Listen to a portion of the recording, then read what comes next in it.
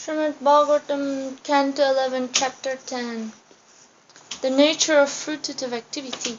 In this chapter, Lord Śrī Kṛṣṇa refutes the philosophy of the followers of Mohini and describes to Uddhava how the spirit soul, bound within the material body, can develop pure transcendental knowledge. The Vaishnava, or one who has taken shelter of the Supreme Personality of Godhead, Vishnu, should observe the rules and regulations found in the Pancharatra and other revealed scriptures. According to his own natural qualities and work, he should follow the code of Varnashrama in a spirit free from motivation.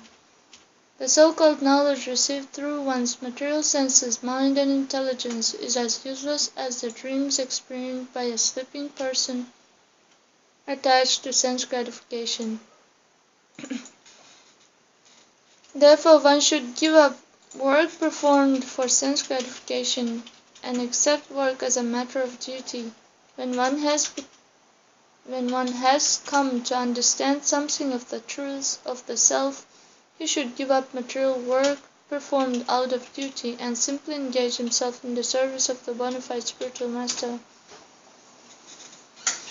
who is the manifest representative of the personality of Godhead. The servant of the spiritual master should have very firm affection for his guru, should be anxious to receive from him knowledge of the absolute truth, and should be devoid of envy and the tendency to talk nonsense. The soul is distinct from the gross and subtle material bodies. The spirit soul, who has entered into the material body, accepts bodily functions according to the reactions of his own past activities. Therefore, only the bona fide transcendental spiritual master is capable of demonstrating pure knowledge of the self. The followers of Mohini and other atheistic philosophers accept regulated material work as the purpose of life. But Krishna refused this by explaining that the embodied soul who has come into contact with segmented material time takes upon himself a perpetual chain of birth and death, and is therefore forced to suffer the consequent happiness and distress. In this way, there is no possibility that one who is attached to the fruits of his material work can achieve any substantial goal in life. The pleasures of heaven and other destinations which are achieved by sacrificial rituals can be experienced for only a short time. After one's enjoyment is finished, one must return to this mortal sphere of partake of lamentation and suffering. On the path of materialism, there is certainly no uninterrupted or natural happiness. Text 1. Śrī Bhagavan Vacha Mayoditeshu avahitaha swadharmeshu mat ashrayaha varnashrama kulacharam akamatma samacharet. Translation. The Supreme Personality of Godhead said, "Taking full shelter in me, with the mind carefully fixed in the devotional service of the Lord as spoken by me, one should live without personal desire and participate and practice the social and occupational system called Varnashrama." Purport. In the previous chapters, Lord Krishna described through the story of an Avadhuta Brahmana the qualities and character of a saintly person. Now the Lord describes the practical means for achieving such a saintly position.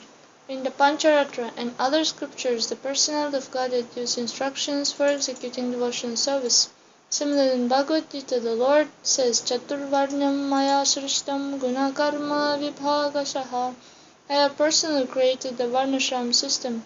There are innumerable rules and regulations in the Varnashrama system, and the devotee should execute those which do not contradict the process of devotional service. The term Varna indicates different classes of human beings, some in the mode of ignorance, some in the mode of passion, and some in the mode of goodness. Devotional service to the Lord is executed on the liberated platform, and therefore some injunctions for those persons in passion and ignorance may be contradictory to the regulated principles for those on the liberated platform. Therefore, under the guidance of a bona fide spiritual master, who is none different from the Lord, one should execute the basic principles of varnashrama in a way favorable for advancement in Krishna consciousness. Text 2. Anviksheta vishuddhatma dehinam vishayatmanam guneshu tattvadhyanena sarvarambha viparyaman. Translation. A purified soul should see that because the conditioned souls who are dedicated to sense gratification have falsely accepted the objects of sense pleasure as truth, all of their endeavors are doomed to failure. A purified soul should see that because the conditioned souls who are dedicated to sense gratification have falsely accepted the objects of sense pleasure as truth, all of their endeavors are doomed to failure. Purport. In this verse, the Lord describes the process of becoming desireless. All material sense objects, including those perceived by their form, taste, flavor, touch, or sound, are temporary. We now see our family and nation, but ultimately they will disappear. Even our own body, by which we perceive them, will disappear. Thus, the inevitable result of material enjoyment is viparyaya, or great suffering. The word vishuddhatma indicates those who have purified themselves by executing the regulative duties of devotion service. They can clearly see the hopeless frustration of material life, and thus they become akamatma, or great souls free from material desires. Text 3. Suptasya vishaya lokadhyayato va manoratah nanatmakatvat viphalas tatha vidatmanthir gunaihi. Translation. One who is sleeping may see many objects of sense gratification in a dream, but such pleasurable things are merely creations of the mind and are thus ultimately useless. Similarly, the living entity who is asleep to his spiritual identity also sees many sense objects, but these innumerable objects of temporary gratification are creations of the Lord's illusory potency and have no permanent existence. One who meditates upon them, impelled by the senses, uselessly engages his intelligence. Purport. Because the fruits of material work are temporary, it ultimately does not matter whether or not one obtains them. The final result is the same. Materialistic activities can never award the highest perfection of life, Krishna consciousness. The material intelligence, impelled by the senses, strongly desires sense gratification. As stated here, Vedatmadhihi, such intelligence actually separates one from one's real self-interest. Thus the intelligence absorbed in that which is materially favorable and unfavorable becomes divided in pursuit of innumerable categories of material advancement. Such divided intelligence is impotent and cannot understand the absolute truth, the personality of Godhead, Śrī Kṛṣṇa. The devotees of the Lord, however, have their intelligence fixed on one point, Lord Krishna. They meditate upon the Lord's form, qualities, pastimes, and devotees, and thus their intelligence is never separated from the absolute truth, as stated in Bhagavad Gita. Vyavasayatmika buddhir ekyaha kurunandana bahusaka hyanantascha buddhayo vyavasayinam. Those who are on this path are resolute in purpose, and their aim is one. O beloved child of the Kurus, the intelligence of those who are irresolute is many-branched. If one is not Krishna conscious, he is uselessly dreaming without any understanding of his eternal situation. The material intelligence will always devise novel means of achieving happiness, and therefore one bounces from one fruitless program of sense gratification to another, ignoring the simple fact that all material things are temporary and will disappear. In this way, one's intelligence becomes infected with material lust and greed, and such infected intelligence cannot bring one to the true goal of life. One should hear from the bona fide spiritual master whose intelligence is pure, and then one will come to Krishna consciousness, the highest perfection of life. Text 4.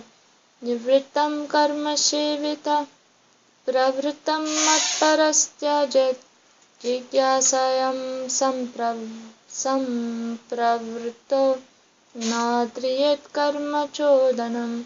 Translation. One who has fixed me within his mind as the goal of life should give up activities based on sense gratification and should instead execute work governed by the regulated principles for advancement. When, however, one is fully engaged in searching out the ultimate truth of the soul, one should not accept the spiritual injunctions governing fruitive activities. Purport. Srila Vishwanath Chakravarti Thakur explains that the words jigyasam sampravrittaha refer to one who is yoga-rutha or advanced in the yoga process.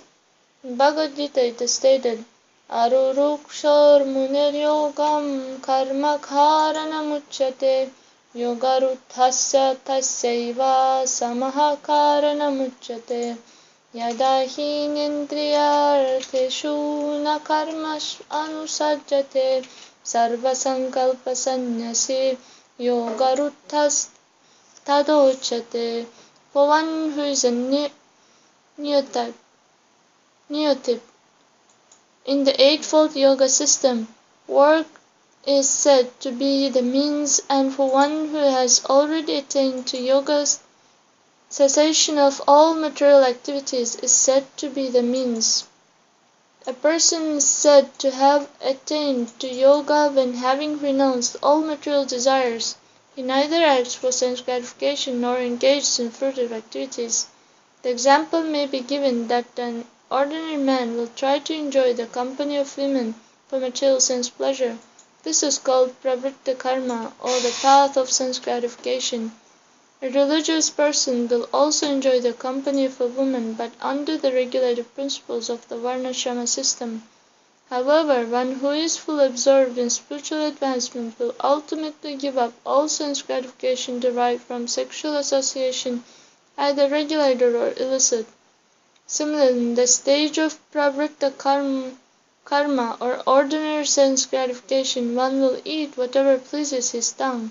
On the other hand, a materialistic devotee will sometimes cook sumptuous preparations and offer them to the deity, not in order to satisfy the Lord, but rather with the intention of satisfying his own tongue and belly. However, one who is sampravritta or fully engaged in spiritual consciousness is never interested in simply gratifying his tongue.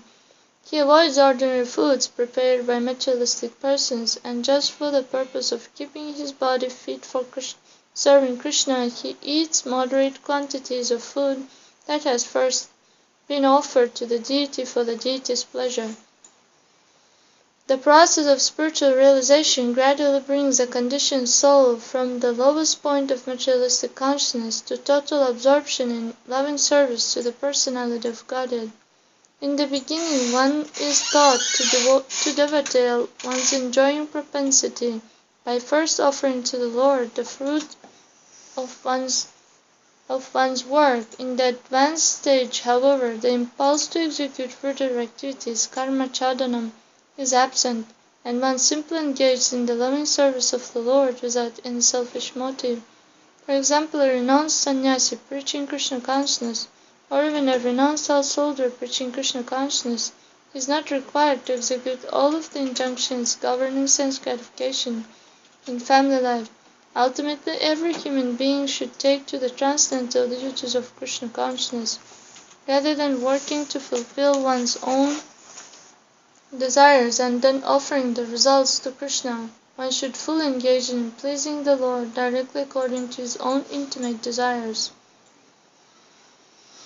According to Srila Bhaktisiddhanta Saraswati Thakur, any attempt to enjoy the material world, either religious or irreligiously, ultimately will be full of contradictions.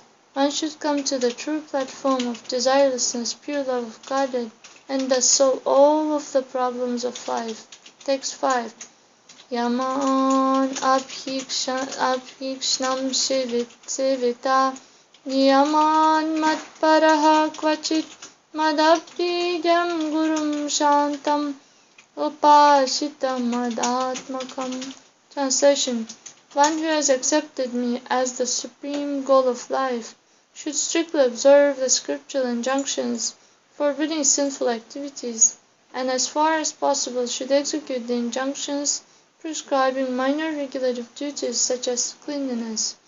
Ultimately, however, one should approach a bona fide spiritual master who is full in knowledge of me as I am, who is peaceful, and who by spiritual elevation is not different from me.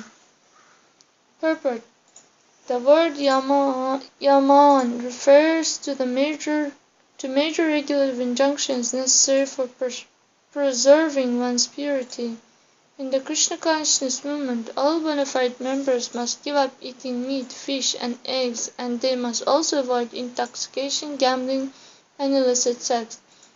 The word abhijam indicates that one cannot at any time perform such forbidden activities even in different circumstances. The word niyaman refers to less obligatory injunctions such as bathing 3 times daily. In certain difficult situations one may not bathe 3 times daily, yet may still maintain one's spiritual position. But if one engages in sinful, forbidden activities even in difficult circumstances, there undoubtedly will be a spiritual fall down. Ultimately, as explained in Upadeshamrita, mere adherence to rules and regulations cannot give one spiritual perfection. One must approach a bona fide spiritual master who is Madhabhijam, or in full knowledge of the personal form of Godhead. The word Mat, me, negates the possibility of a bona fide spiritual master having an impersonal conception of the absolute truth. Furthermore, the Guru must be in complete control of his senses. Therefore he is called Shanta, or peaceful. Because of being completely surrendered to the mission of the Lord, such a spiritual master is Madhatmakam, or non-different from the Personality of Godhead. Text 6.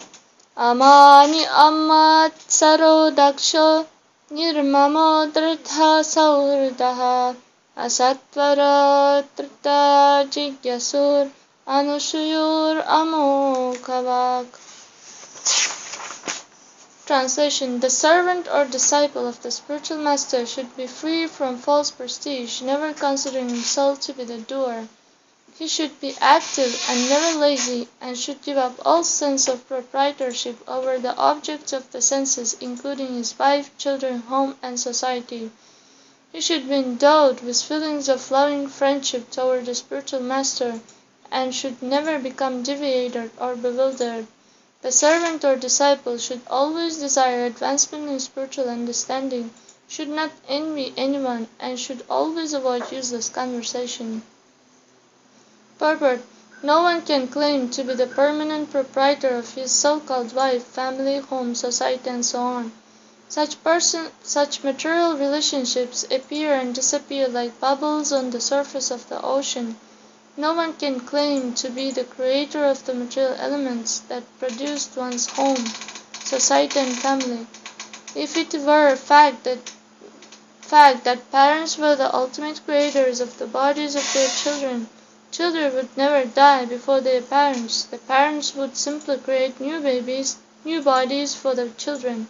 Similarly, parents would also not die, because they would create new bodies for themselves to replace the old ones.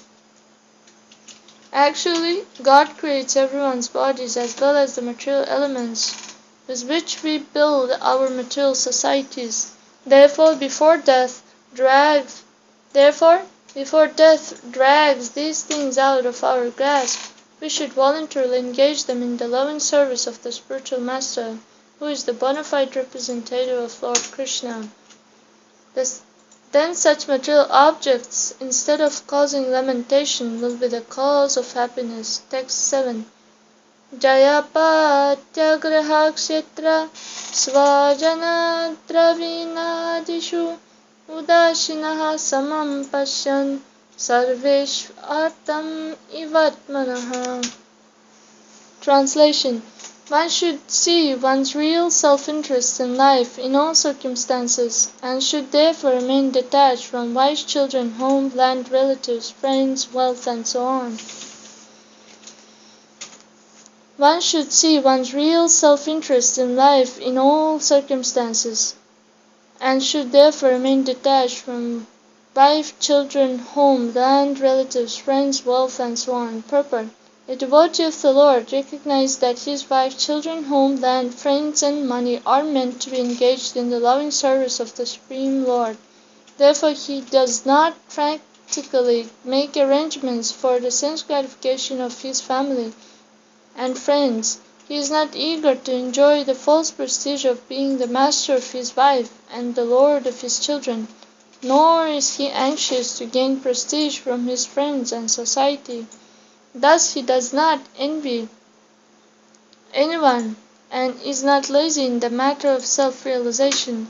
He is free from the false sense of proprietorship and is always eager to develop his understanding of the Supreme Personality of Godhead. He is free from false egotism and automatically turns away from useless materialistic conversations. Thus he is steady and not whimsical, and he is always firmly situated in loving friendship at the lotus feet of the spiritual master. The question may be raised as to how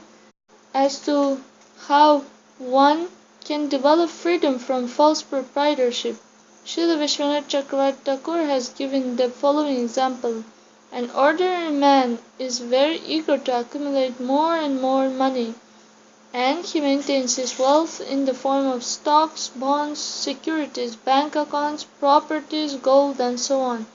As long as these different assets are contributing to his financial well-being, he sees them equally and considers that they belong to him. But if some of his assets are taken by the government for taxes, or if they are lost in an unfortunate business argument, then he is forced to give up his sense gratification.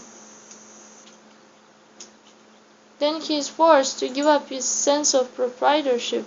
In the same way, everyone should be intelligent enough to observe that one's sense of ownership over innumerable material objects is not permanent. Therefore, one should develop detachment from these things. If one does not cultivate the loving feeling of friendship for the Supreme Personality of Godhead and his pure devotee, the spiritual master, one will undoubtedly be entangled by the network of material society, friendship, and love. One will then remain bound up on the material platform with no hope of permanent happiness. Text 8. Vilakshanaha stula sa sukshmat dehat atmekshita svadrav yat hagnir daruno dahyat prakashakaha.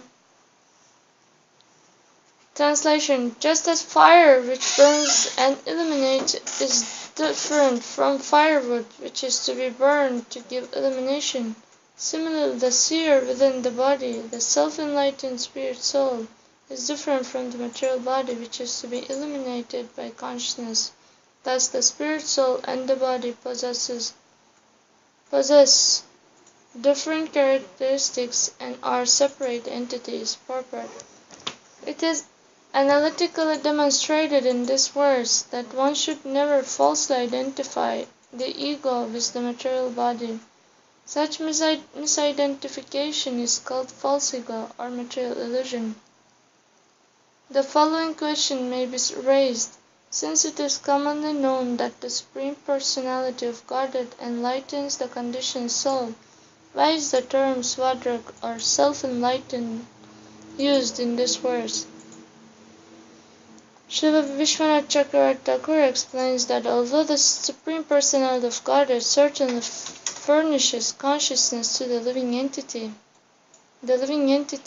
being endowed with the potency of the Lord, has himself the capacity to revive and expand his pure consciousness. He may therefore be considered in a secondary sense self-enlightened. The example may be given that gold or silver domes brilliantly reflect the rays of the sun. Although the light comes from the sun, the inherent properties of gold and silver can also be considered causes for the brilliant reflection, since other substances do not possess suitable properties to reflect the sun's light.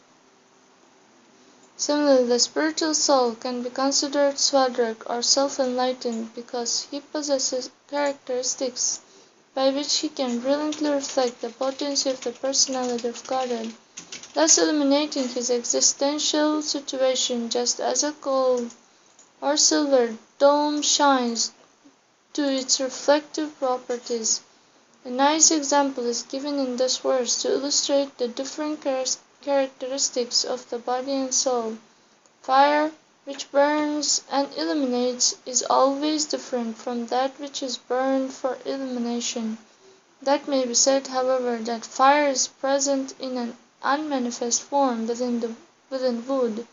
Similarly, in the conditioned life of ignorance, the spirit soul is present though unmanifest within the body. The enlightened condition of the living entity can be compared to the act of arousing fire within the wood. Just as fire quickly burns wood to ashes, similarly the spirit soul, when enlightened, burns to ashes the darkness of ignorance. We are conscious of the body, therefore it may be said that the body is illuminated by consciousness, which is the energy or symptom of the spiritual soul. Identifying the body and soul as one is just as foolish as considering fire and wood to be the same. In both cases, the intimate circumstantial connection between fire and wood, or between the soul and the body, does not alter the fact that fire is different from wood, or that the soul is always different from the body. Text 9. Nirodhotpatti anubrahan nanatvam tatkritan gunan antaha pravishta adatta evam deha gunan paraha. Translation. Just as fire may appear differently as dormant, manifest, weak, brilliant, and so on, according to the condition of the field, similarly the spirit soul enters a material body and accepts particular bodily characteristics, purport. Although fire may appear and disappear within a particular object, the element fire always exists. Similarly, the eternal soul appears within a suitable body and then disappears from that body, but the soul always exists. Just as fire is different from its fuel, the soul is different from the body. A match makes a tiny fire, whereas the explosion of a huge gasoline tank will send flames shooting up into the sky. But still, fire is one. Similarly, one spirit soul may appear in the body of Brahma and another in the body of an ant, but the spirit soul is qualitatively the same in every body. Because of ignorance, we impose the bodily characteristics upon the soul, and thus we say that a particular person is American, Russian, Chinese, African, or Mexican, or that he is old or young. Although such designations certainly apply to the body, they do not apply to the spirit soul, which is described here as parah, or a transcendental entity. As long as the bewildered spirit soul remains inimical to the Supreme Personality of Godhead, the designations of the gross and subtle bodies will wrap themselves around him, keep him in darkness. If one intellectually identifies oneself with various materialistic philosophies of life, he becomes covered by the subtle mind. Ultimately, everything that exists is part and parcel of the Absolute Truth, Lord Krishna. When the living entity realizes this, he becomes nirupati, or free from material designations. This is his constitutional position. Text 10. Yosau gunair virachito dehoyam purushasya hi samsarastanyibandhoyam Pumso vidya chidatmanaha. Translation. The subtle and gross material bodies are created by the material modes of nature, which expand from the potency of the Supreme Personality of Godhead. Material existence occurs when the living entity falsely accepts the qualities of the gross and subtle bodies as being his own factual nature. This illusory state, however, can be destroyed by real knowledge. The subtle and gross material bodies are created by the material modes of nature, which expand from the potency of the Supreme Personality of Godhead. Material existence occurs when the living entity falsely accepts the qualities of the gross and subtle bodies as being his own factual nature. This illusory state, however, can be destroyed by real knowledge. Purport. Regarding the analogy comparing fire and its fuel to the soul and the body, one may argue that to some extent fire is dependent upon its fuel and cannot exist without it. Since we do not experience the existence of fire independent of fuel, one may therefore still question how it is possible for the living entity to exist separated from the body, become covered by it, and eventually become free from it. Only through the Supreme Personality of Godhead's knowledge, potency, vidya, can one clearly understand the nature of the living entity. By vidya or real knowledge, one may cut material existence to pieces and even in this lifetime experience spiritual reality. According to Srila Vishwanath Chakravarti Thakur, our material existence is an artificial imposition by the Lord's inconceivable potency of nescience. The qualities of gross and subtle material forms are psychologically imposed upon the living being, and because of misidentification with the body, the living entity initiates a series of illusory activities. As explained in the previous chapter, the present material body is like a tree that produces the karmic seed of the next body. However, this cycle of ignorance can be cut to pieces by the transcendental knowledge explained by the Lord. Unfortunately, the conditioned souls, being inimical to the Supreme Personality of Godhead, do not accept the perfect knowledge spoken by the Lord. Instead, they remain absorbed in gross and subtle illusion. But if the living entity accepts the Lord's knowledge, his whole situation can be rectified, and he can return to his original eternal blissful life of perfect knowledge in the direct association of the Lord. Text 11. Tasmat jigyasayatmanam atmastam kevalam param sangamya nirasedat etad vastubuddhim yatha kramam. Translation. Therefore, by the cultivation of knowledge, one should approach the Supreme Personality of Godhead situated within oneself. By understanding the Lord's pure transcendental existence, one should gradually give up the false vision of the material world as independent reality. Purport. The word yatha kramam, step by step, means that after first realizing oneself to be different from the gross material body, one should then progressively detach oneself from material mental activities. In this verse, etatvastubuddhim means seeing the material world as existing independently, rather than correctly seeing all things as emanations of the Absolute Truth. When one correctly identifies oneself as eternal spiritual form, one achieves the real fruit of knowledge. The Lord is eternally manifest in his eternal form, and the living entity is similarly manifest in his eternal form as the loving servant of the Lord. When we falsely assume that temporary illusory material objects are real, knowledge of our eternal spiritual form is covered by ignorance. If, however, one meditates upon the Lord's supreme presence within everything, one can return to the normal blissful state of spiritual life. Every human being should seriously endeavor to understand the absolute truth as indicated in this verse by the word jigyasaya. Text 12. Acharyoraniradyahasya antevasya uttararanihi tat sandhanam pravachanam vidyasandihi sukhavaha. Translation.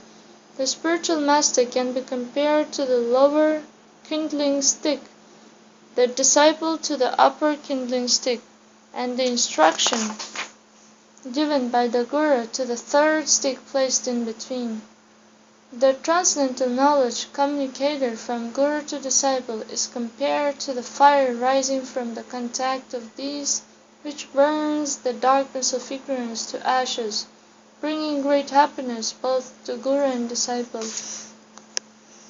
Purport: when the darkness of ignorance is burned to ashes, the dangerous life of ignorance is also eradicated, and one can work for his true self-interest in full knowledge.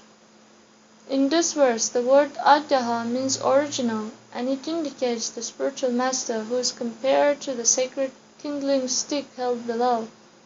From the spiritual master, transcendental knowledge like fire is spread to the disciple. Just as friction between two sticks of firewood produces fire, similarly the bona fide contact between the spiritual master, who is the representative of Krishna, and a sincere disciple produces the fire of knowledge. When the disciple takes shelter of the lotus feet of the spiritual master, he automatically acquires perfect knowledge of his original spiritual form.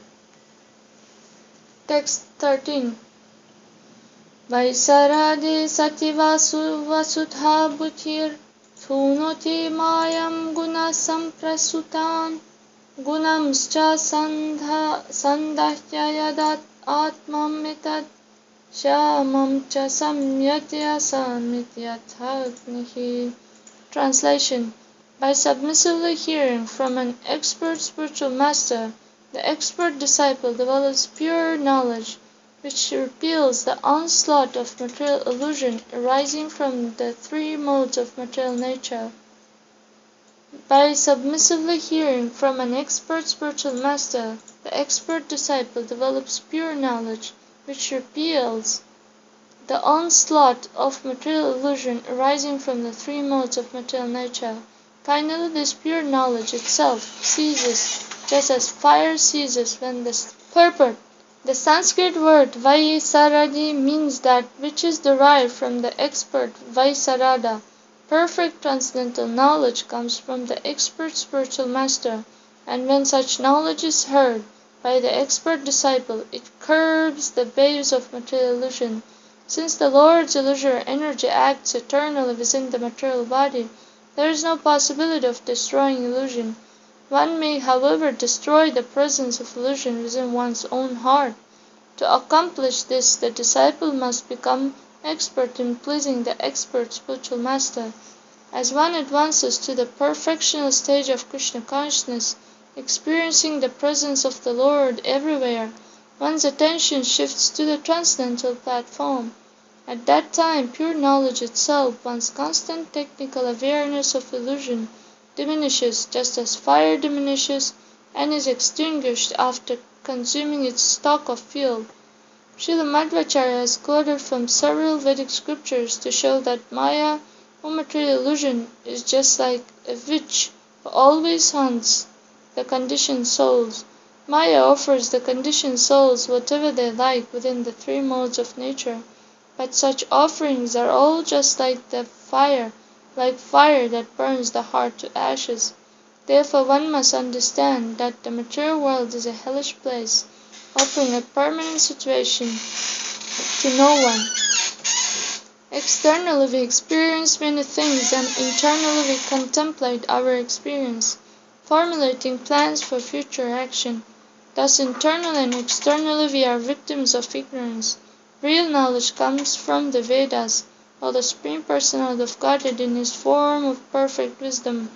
If we become fully Krishna conscious, taking complete shelter of the Lord, there will be no scarcity of pleasure, because the Lord is the reservoir of all pleasure, and his devotees freely move within that reservoir. Text 14:16. Athaisham karma kartrinam bhoktrinam sukha dukkhayoh nanatvam atha nityatvam lokakalagamatmanam manyase sarva bhavanam samstahi autpattiki yatha tad tad akriti bhedena jayate bhidyate chadihi evam api anga sarvesham dehinam dehayogataha kalavaya vataha shanti bhava dayo sakri. Translation. My dear Uddhava, I have thus explained to you perfect knowledge. There are philosophers, however, who challenge my conclusion. They state that the natural position of the living entity is to engage in fruitive activities, and they see him as the enjoyer of the happiness and unhappiness that accrue from his own work. According to this materialistic philosophy, the world, time, the real scriptures, and the self are all variegated and eternal, existing as a perpetual flow of transformations. Knowledge, moreover, cannot be one or eternal, because it arises from the different and changing forms of objects. Thus knowledge itself is always subject to change. Even you accept such a philosophy, my dear Uddhava, there will still be perpetual birth, death, old age, and disease, since all living entities must accept the material body subject to the influence of time. Purport. In this verse, according to Srila Vishwanath Chakravarti Thakur, Lord Krishna speaks the following to Uddhava. My dear Uddhava, I have clearly established the actual goal of life in the instructions I have just imparted to you. There are those, however, who challenge my conclusion, especially the followers of Jaimini Kavi. If you are favorable to their understanding and thus do not accept my instructions, then kindly hear the following explanation. According to the followers of Jaimini, the living entities originally and naturally are performer of fruitive activities, and his happiness and distress are derived from the fruits of his own work. The world in which the living entities find their enjoyment, the time during which they enjoy the revealed scriptures, that explains the means for achieving enjoyment, and the subtle bodies through which the living entities experience enjoyment all exist not only in manifold variety but also eternally. The living entity need not develop detachment from material sense gratification, either by seeing the temporariness of individual material objects and situations or by seeing the material world as an illusory creation, māyā. According to such materialistic philosophy, material objects such as garlands, sandalwood, or beautiful women are temporary in specific manifestations but perpetually exist through the natural flow of creation and destruction. In other words, although a particular woman's form is temporary, there will eternally be beautiful women within the material world. Thus, by carefully executing fruitive rituals according to religious scriptures, one can maintain enjoyable contact with women and wealth life after life. In this way, one's sense gratification will be eternal. The Jaimini philosophers further say that there never was a time when the world did not exist as it does today, which implies that there is no supreme controller who has created it. They claim that the arrangement of this world is real and appropriate and thus is not illusory.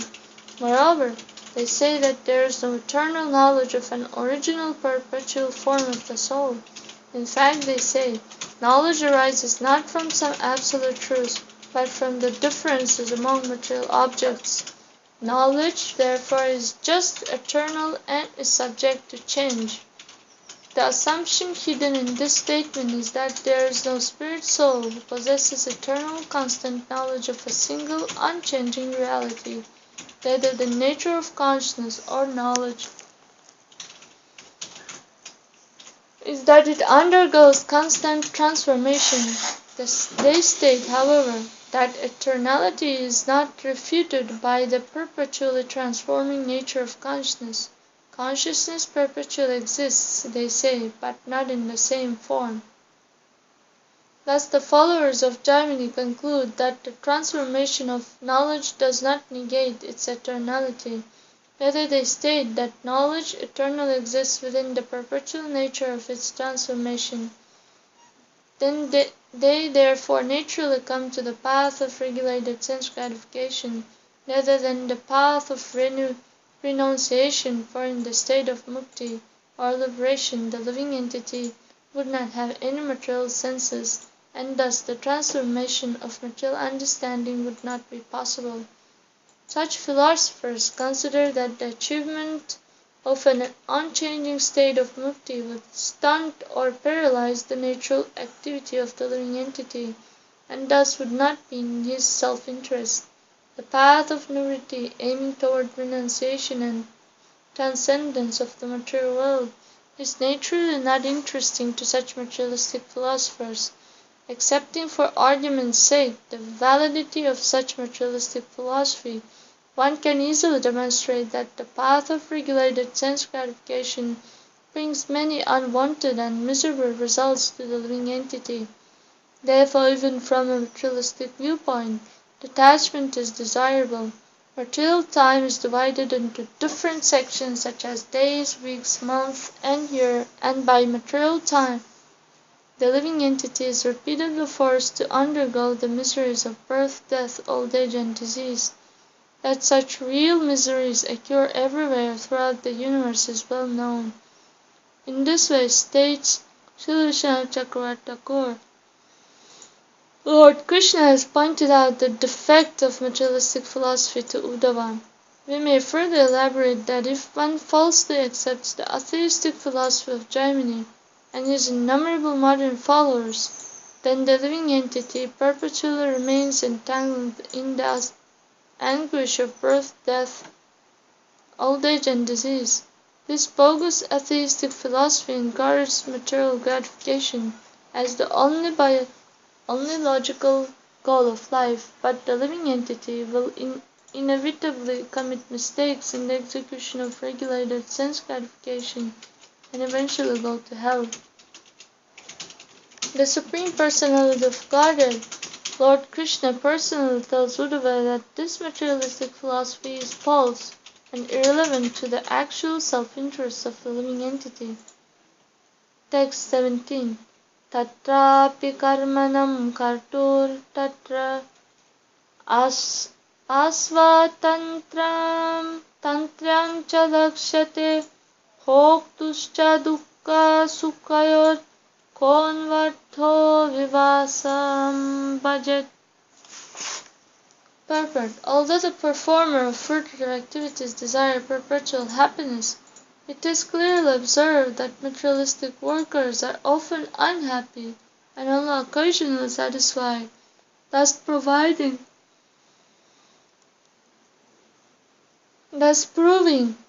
that they are not independent or in control of their destiny. When a person is always under the superior control of another, how can he expect any valuable results from his own fruitive actions? Purport. Although materialistic persons reject Krishna consciousness and instead pursue temporary sense gratification, even that sense gratification is often beyond their reach. If a person could really control his destiny, why would he create problems for himself? No intelligent person would impose death, old age, or disease upon himself or his loved ones.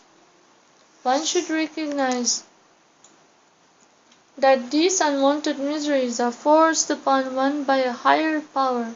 Since we are all obviously under superior control, the atheistic philosophy advising one to simply perform fruitive activities and create a happy life is most imperfect. Due to the influence of time, happiness and misery are created. When a woman becomes pregnant, her husband, relatives, and friends eagerly await the birth of the child. As time passes and the child is born, everyone feels great happiness. But as the child grows into old age and eventually dies, that same passage of time is a cause of suffering. Ignorant persons vainly seek help from the scientists who work feverishly and fruitlessly in their laboratories to stop death. In modern times, inventions have been created to eliminate the inconceivedness of life, but the maintenance and production of such conveniences has proven to be unbearably inconvenient for hundreds of millions of people throughout the world. Only the most foolish person will propose that there is no superior controller, and that one can achieve favorable results by expert performance of material activities. Ultimately, all material activities are useless because they end in annihilation. If one is driving a car but has only limited control, the situation is most dangerous and must lead inevitably to disaster. Similarly, although we are trying to direct the material body to happiness, we are not in full control of the bodily demands, and therefore they will inevitably be disaster. As stated in Bhagavad Gita 9.3, Ashratha thanaha purusha dharma syasya parantapa aprapya mam nivartante mrityu samsaravartmani. Those who are not faithful on the path of devotional service cannot attain me. One can, O conqueror of foes, but return to birth and death in this material world. If one is not a devotee of Lord Krishna, the eventual result of his activities is simply mrityu, samsara, repeated birth and death. Text 18. Na dehinam sukham kinchit vidyate vidusham api tatha cha dukham udhanam mrithanam prithahan karanam param. Translation.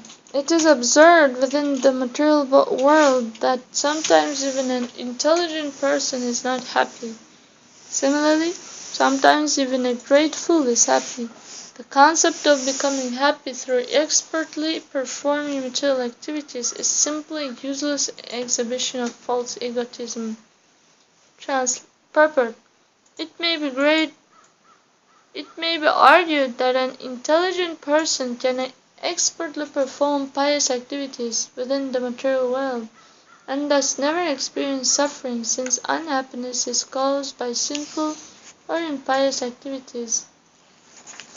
However, we often observe great suffering even among pious intelligent persons because they sometimes fail in the execution of their duty and sometimes consciously or unconsciously perform a forbidden activity. With this argument, the Lord refutes the theory that simply on the strength of material piety one may remain perpetually happy without Krishna consciousness.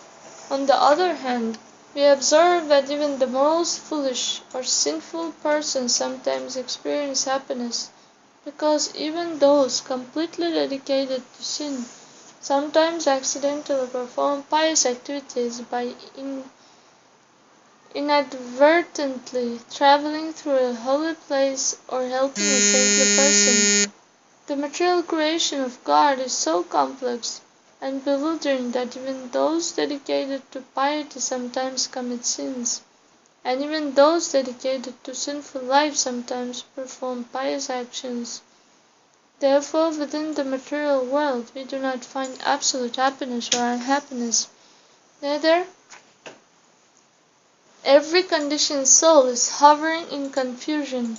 Without perfect knowledge, piety and sin are relative material ideas that bestow relative happiness and unhappiness. Absolute happiness is experienced on the spiritual platform in full Krishna consciousness or love of God. Thus, material life is always ambiguous and relative, whereas Krishna consciousness is the actual platform of perfect happiness. Text 19. Yadi praptim vigrahatam cha jananti sukha dukkhayoho te piyatha na viduryogam mrityurna prabhave vyataha. Translation: even if people know how to achieve happiness and avoid unhappiness, they still do not know the process by which death will not be able to exert its power over them. Purport: if the so-called intelligent materialists know the means of achieving happiness and destroying unhappiness, then they should deliver people from inevitable death. The scientists are busily working to solve this problem, but since they have completely failed, it is understood that they are not actually intelligent, and that they do not know the means of achieving happiness and eliminating misery. It is most foolish to think that one can be happy with an axe hanging over one's neck. Lord Krishna says in Bhagavad Gita, Mrityuhu sarvahara sachaham, I myself come before you as death and take everything away. We should not blindly ignore the disaster of material life, but should instead accept the Lord's causeless mercy, which He so magnanimously offers in His incarnation as Chaitanya Mahaprabhu. He should surrender to the lotus feet of Lord Chaitanya, who offers the real means for achieving unqualified happiness, the chanting of the holy names of the Lord. This is the Lord's desire, and it is in our own self-interest to take up this process. Text 20. Konvartaha sukhayatainam kamo va mrityurantike akatam niyamanasya vatyasyeva natushtidaha. Translation: death is not at all pleasing, and since everyone is exactly like a condemned man being led to the place of execution, what possible happiness can people derive from material objects or the gratification they provide? Purport: it is customary throughout the world that a condemned man is offered a sumptuous last meal. For the condemned man, however, such a feast is a chilling reminder of his imminent death, and therefore he cannot enjoy it. Similarly, no sane human being can be satisfied in material life, because death is standing near and may strike at any moment.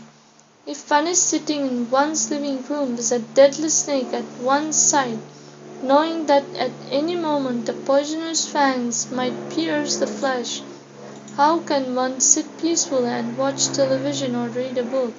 Similarly, unless one is more or less crazy, one cannot be enthusiastic or even peaceful in material life.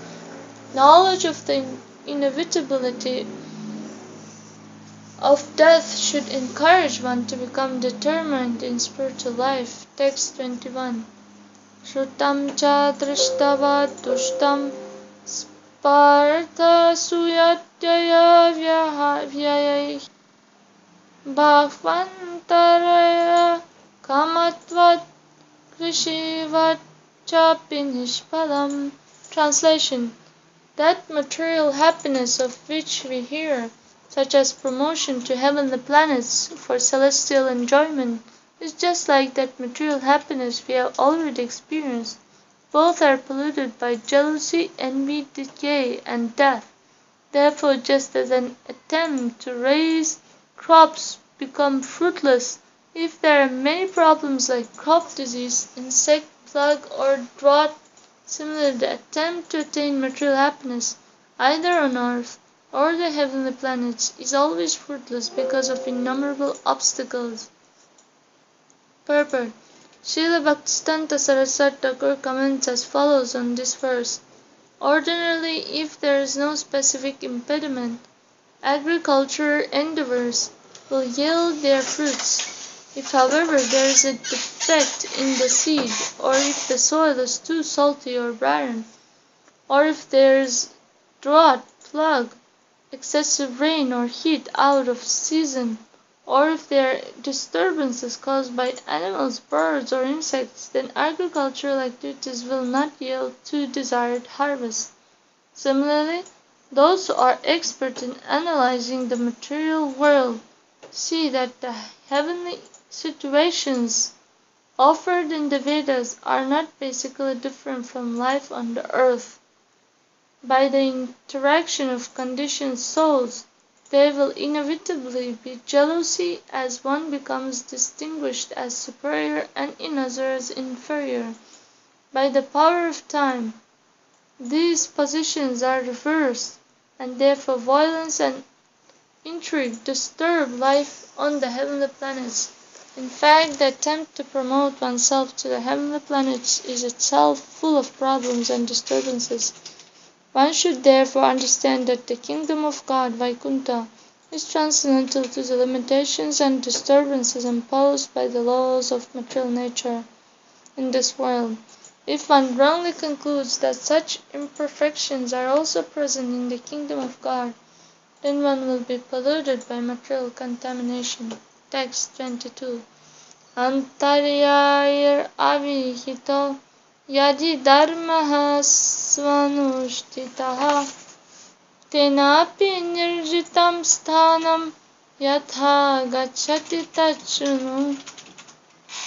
Translation. If one performs Vedic sacrifices and fruitive rituals without any mistake or contamination, one will achieve a heavenly situation in the next life.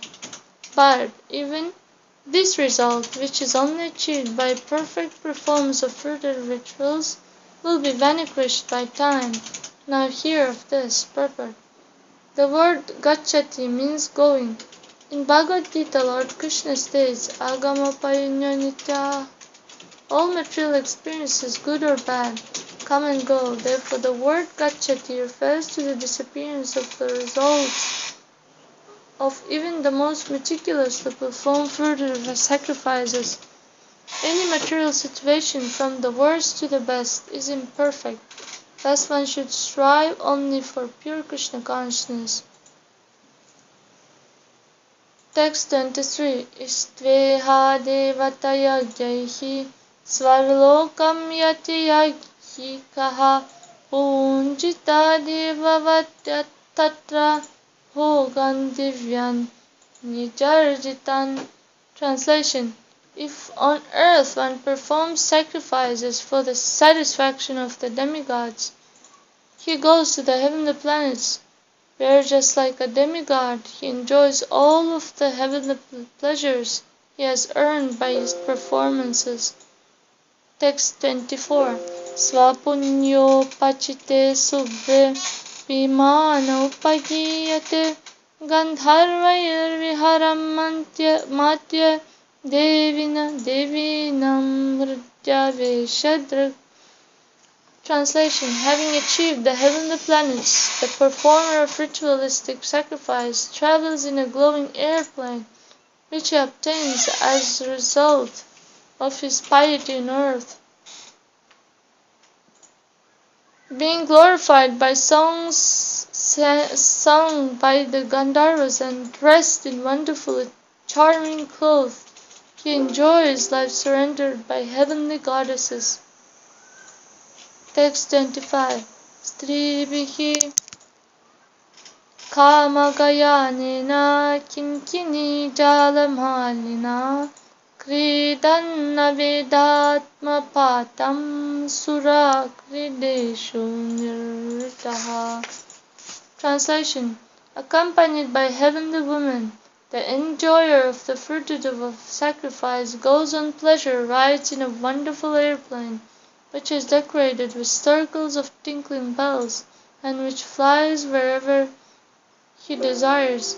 Being relaxed, comfortable, and happy in the heavenly pleasure gardens, he does not consider that he is exhausting the fruits of his piety, and will soon fall down to the mortal world. Text 26. Tavat sa modate svarge yavat punyam samapyate kshina punyaha patati arvak anichan kalaka chalitaha. Translation. Until his pious results are used up, the performer of sacrifice enjoys life in the heavenly planets.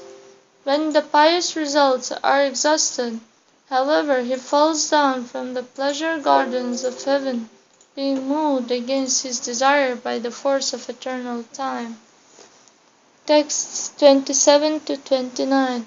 Yadya dharma rataha sangad asatam vajitindriyaha kamatma kripano luptaha straino bhuta vihimsakaha pashun avidhinalabhya preta bhuta gananyajan naraka navaso jantur gatvayatiyo banam tamaha karmani dukhodakrani kurvandehena taihi punaha deham abhajate tatra kim sukham artya dharminaha. Translation. If a human being is engaged in sinful, irreligious activities, either because of bad association or because of his failure to control his senses, then such a person will certainly develop a personality full of material desires. He thus becomes miserly toward others, greedy and always anxious to exploit the bodies of women. When the mind is so polluted and becomes violent and aggressive and without the authority of Vedic injunctions, slaughters innocent animals for sense gratification, worshipping ghosts and spirits, the bewildered person falls fully into the grip of unauthorized activities and thus goes to hell, where he receives a material body infected by the darkest modes of nature. In such a degraded body he unfortunately continues to perform inauspicious activities and greatly increase his future unhappiness, and therefore he again accepts a similar material body. What possible happiness can there be for one who engages in activities inevitably terminating in death? Purport. In the Vedic analysis of civilized life, there are two paths. One who takes to the path of nivritti-marga, immediately renouncing material existence. One who takes to the path of nivritti-marga immediately renounces material sense gratification and purifies his existence by performing of austerity and devotional activities. On the path of pravritti-marga, one furnishes a steady supply of sense objects to the senses, but one consumes such sense objects under strict regulations and through ritualistic ceremonies, thus gradually purifying the heart and satiating the material senses. Unfortunately, as explained in this and the previous verse, the path of pravritti-marga is extremely volatile, because rather than becoming detached, the living entity often becomes uncontrolled and fully addicted to further sense gratification. In the previous verse, the path of regulated authorized sense gratification was described, and in this verse, the path of unauthorized demoniac sense gratification is described. In this verse, the words sangat, asatam, vajitindriyaha are very significant. One may fall down into sinful life by bad association, or even in good association one may fail to control his senses. Ultimately, each living entity is responsible for his existential situation. The word adharmarataha in this verse indicates those engaged in an excessive sex life, meat-eating, drinking, and other inauspicious activities that transgress the codes of civilized human life. Being in the mode of ignorance, these persons develop such a cruel mentality that they do not consider any positive occasion complete without the consumption of large quantities of meat obtained by slaughtering helpless animals. Eventually, such persons become influenced by ghosts and spirits who deprive them of all ability to discriminate between right and wrong. Losing all sense of dependency, they become fit candidates for entrance into the darkest modes of material existence. Sometimes these lust-intoxicated carnivorous, considering themselves pious, pray to God in the useless way. Afflicted by innumerable material desires, they rotate from one material body to another without experiencing true happiness. Srila Vaishnava Chakravarti Thakur has noted that material life is so disturbing that even if one is allowed to live for an entire day of Brahma, approximately 86440 million years, one will eventually be afflicted by the fear of death. In fact, Brahma himself is disturbed by fear of death. What to speak of tiny human beings who live a paltry 70 or 80 years at most. Thus, as stated here, Kim Sukman Martya Dharminaha, what possible happiness can one find within the painful grip of material illusion? Text 30. Lokanam lokapalanam madbhayam kalpajivinam brahmanopi bhayam matto dviparartha parayushaha. Translation. In all the planetary systems, from the heavenly to the hellish, and for all of the great demigods who live for 1,000 yuga cycles, there is fear of me in my form of time. Even Brahma, who possesses the supreme lifespan, is also afraid of me. Purport. There are many statements throughout Vedic literature proving that even the great demigods fear the time potency of the Supreme Personality of Godhead. Even in the heavenly planets, there is no relief from the miseries of material life. No conditioned soul can live eternally, as clearly demonstrated by the death of Hiranyakashipu and other demons, since even the demigods fear the time potency of the Personality of Godhead. One may easily conclude that Krishna is the absolute truth, and that he is eternally the supreme controller of everything and everyone. Lord Krishna is the only real shelter. Text 31. Gunaha srinjanti karmani guno nushrujate gunan jivastu gunan samyukto bhunkte karma padani asau. Translation. The material senses create material activities, either pious or sinful, and the modes of nature set the material senses into motion. The living entity, being fully engaged by the material senses and modes of nature, experiences the various results of fruitive work. Purport.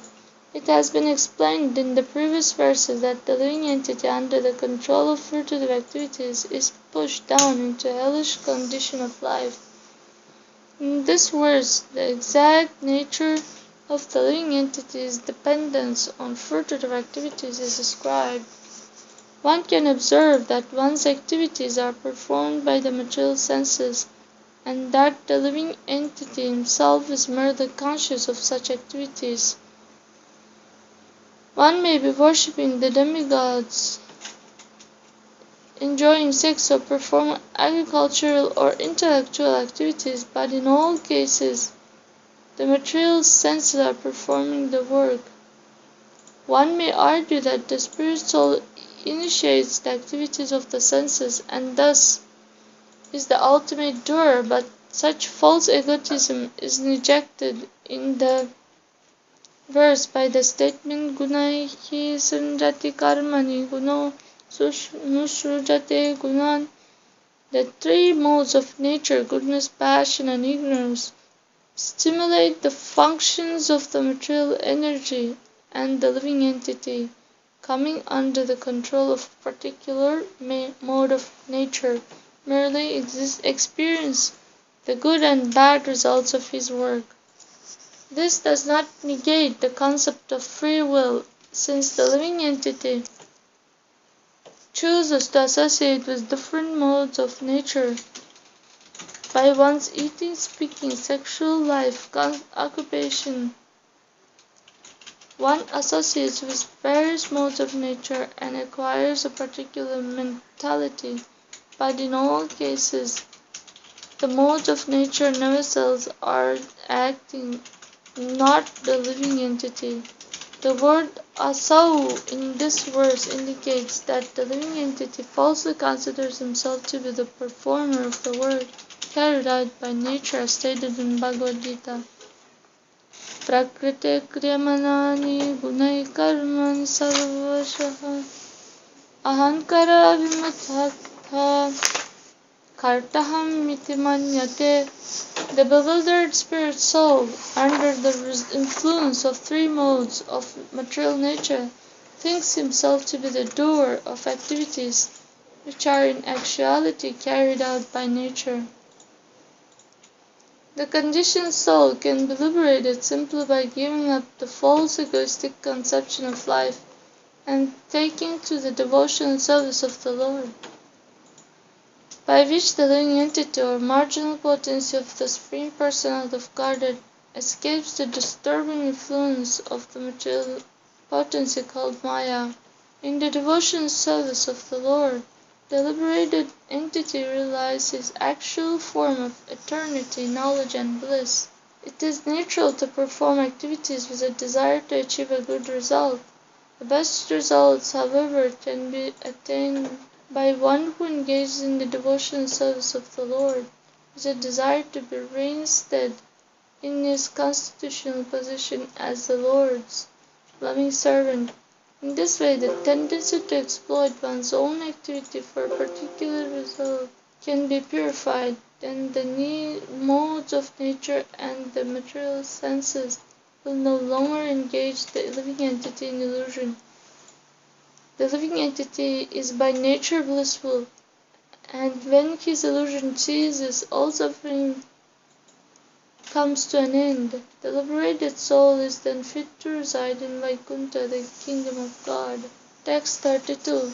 Yavat syat guna vaishamyam tavan nanatvam atmanam nanatmam atmanu yavat paratantyam tandaivahi. Translation. As long as the living entity thinks that the modes of material nature have separate existence, he will be obliged to take birth in many different forms and will experience varieties of material existence. Therefore, the living entity remains completely dependent on future activities under the modes of nature. Purport.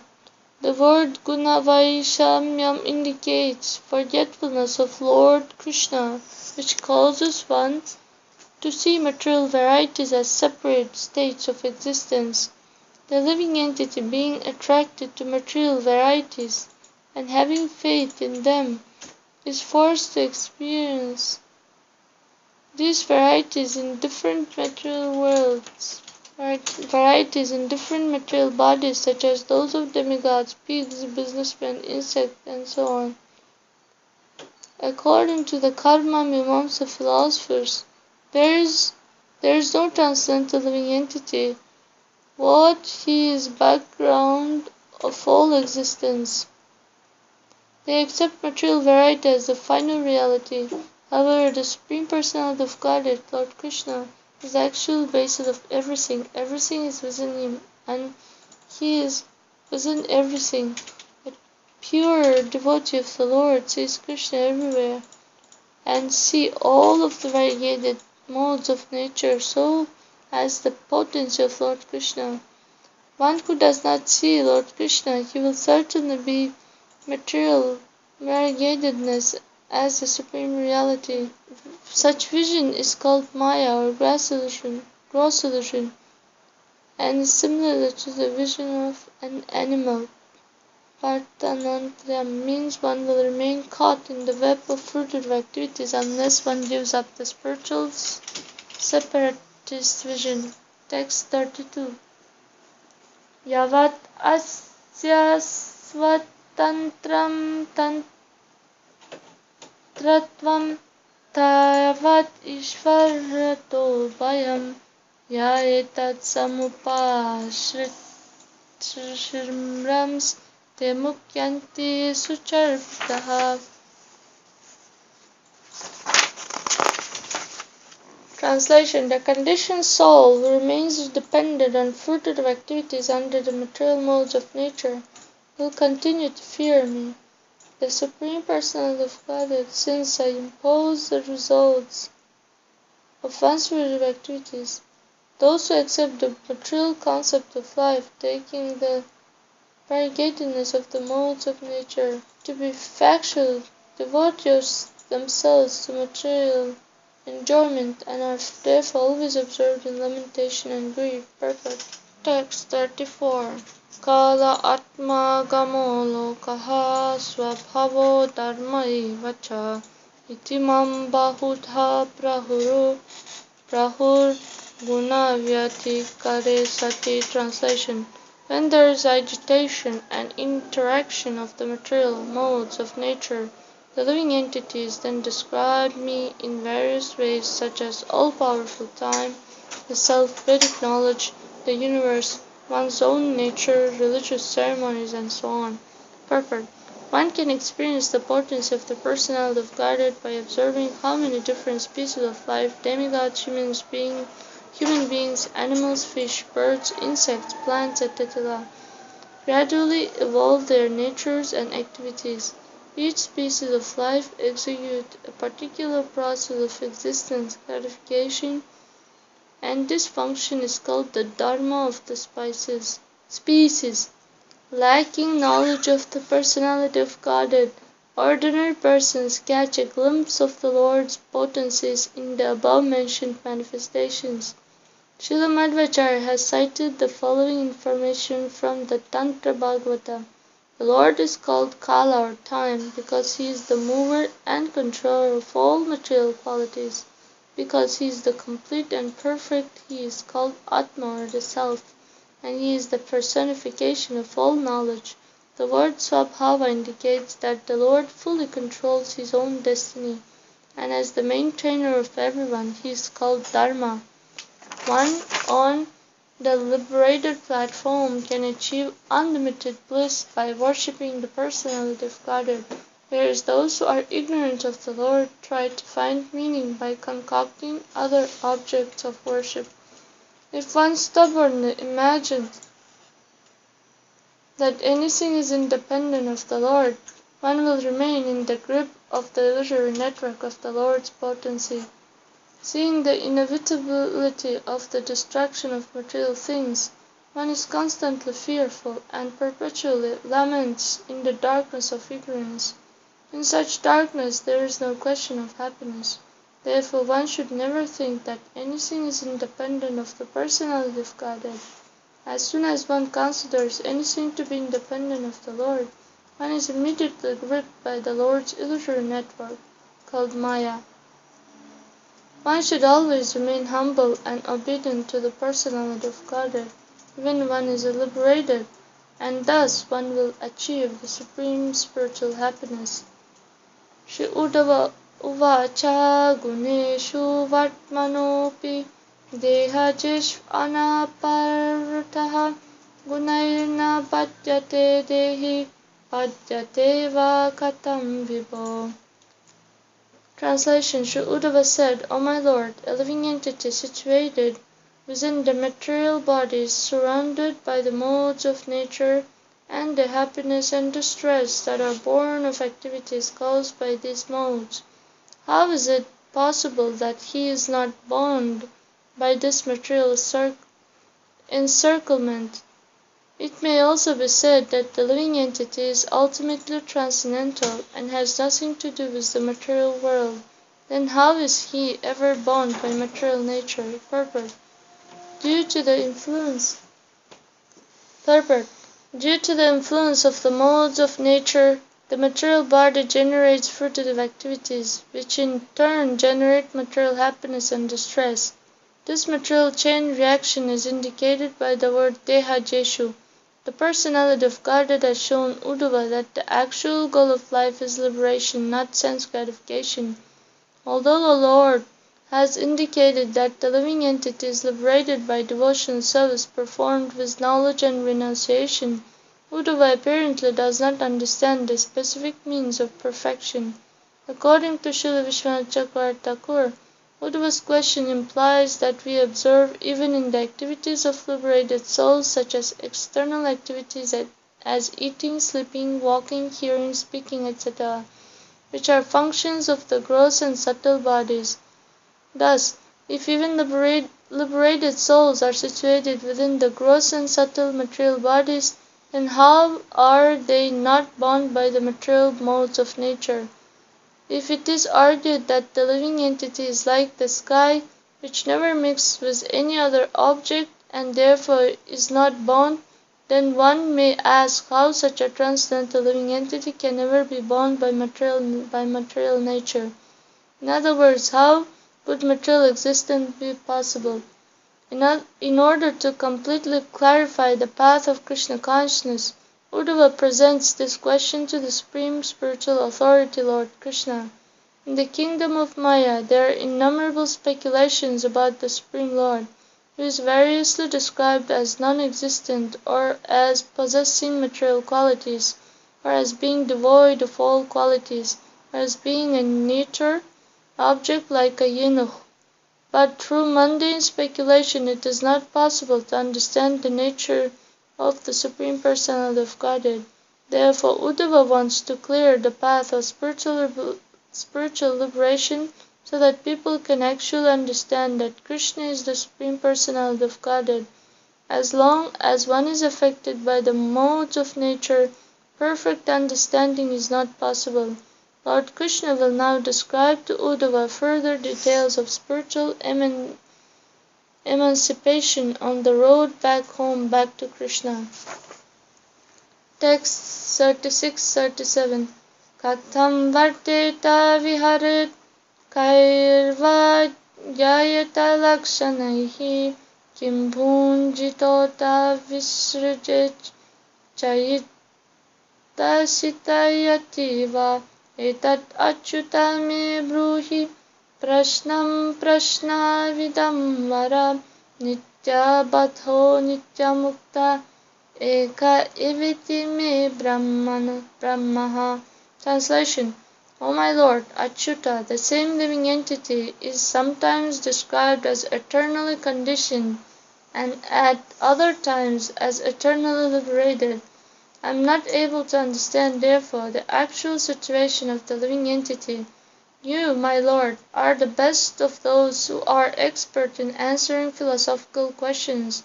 Please explain to me the symptoms by which one can tell the difference between a living entity who is eternally liberated and one who is eternally conditioned. In what various ways would they remain situated, enjoy life, eat, evacuate, lie down, sit, or move about? Purport. In previous verses, Lord Krishna has explained to Uddhava that an eternally liberated soul is beyond the three modes of material nature. Since a liberated soul is considered to be beyond even the superior mode of goodness, how can he be recognized?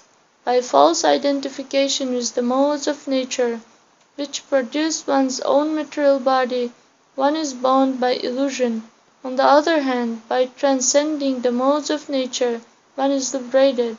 However, in ordinary activities such as eating, evacuating, relaxing, sitting, and sleeping, a liberated soul and a conditioned soul appear to be the same. Therefore, Uddhava is inquiring, by what symptoms can I recognize that one living entity is performing such external activities without false ego? And by what symptoms can I recognize one who is working under the illusory bondage of material identification? This is difficult because the ordinary bodily functions of liberated and conditioned personalities appear similar. Uddhava has approached the Supreme Personality of Godhead, taking him as his personal spiritual master, and wants to be enlightened about how to understand the differences between material and spiritual life. Since the living entity is sometimes called eternally conditioned, how could he ever be considered eternally liberated or vice versa? This is an apparent contradiction which will be cleared up by the Supreme Personality of Godhead. Thus end the purport of the humble servants of His Divine Grace A.C. Bhaktivedanta Swami Prabhupada to the 11th Canto, 10th chapter of the Srimad Bhagavatam entitled The Nature of the Fruitive Activity.